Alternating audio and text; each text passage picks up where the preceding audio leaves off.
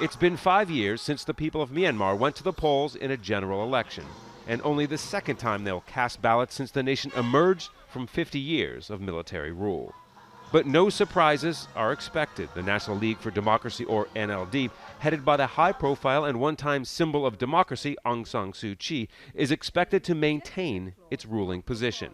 But with reform slow and stalled economic growth and peace talks, their victory is not expected to be a landslide as in 2015.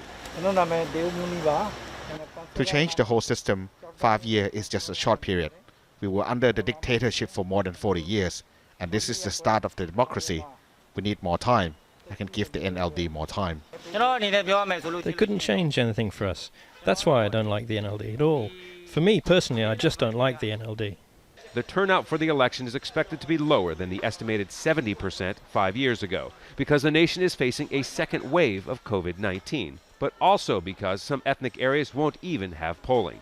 The government citing insecurity due to ongoing fighting between the army and armed ethnic groups. This, along with other rules and regulations, have raised concern by human rights groups about the fairness of the election. Despite facing international condemnation for its 2017 military crackdown in Rakhine State, sending hundreds of thousands of ethnic Muslim Rohingya fleeing to Bangladesh, Aung San Suu Kyi is still very popular at home. Broadly, people have really billed this as a kind of test of Aung San Suu Kyi's popularity, and also more or less like a referendum on the achievements and failures of her administration. But actually, I think obviously the key issues are things like the virulent wave of COVID the country's now fighting.